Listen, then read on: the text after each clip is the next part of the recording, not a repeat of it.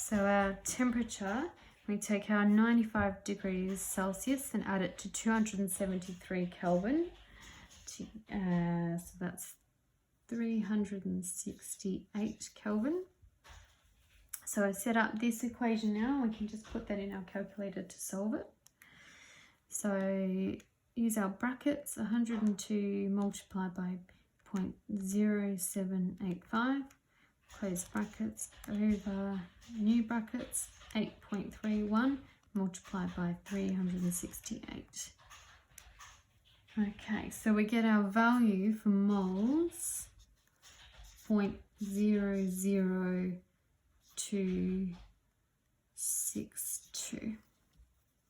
Okay, that's a very small number, but that seems reasonable because at the start of our question we saw that we had less than a gram, so we're dealing with very small amounts. Okay, so we've done this. We've done pressure, volume, and temperature to find moles. Now we're going to use moles and mass to find our molar mass, or relative molecular mass.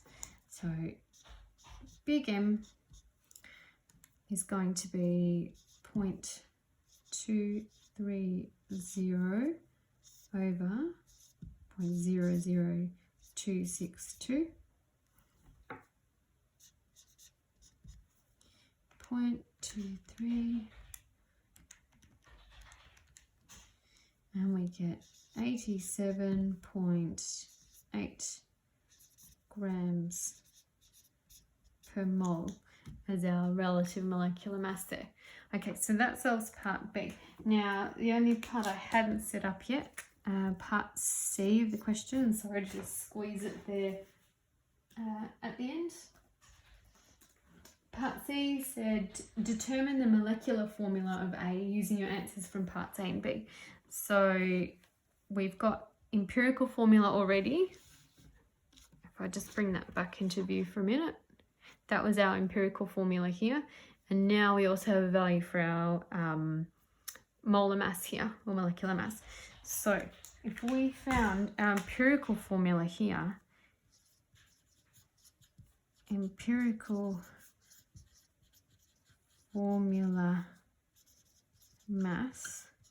Now that would, we just add up the components of our empirical formula here. So 2 carbons, that's 2 lots of 12.01, added to 4 hydrogens,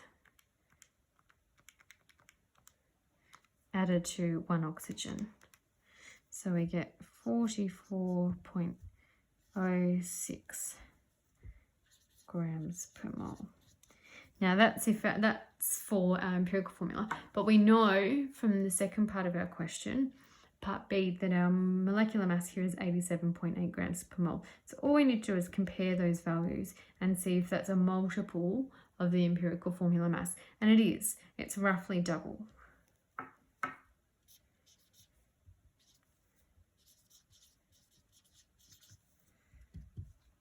So our molecular formula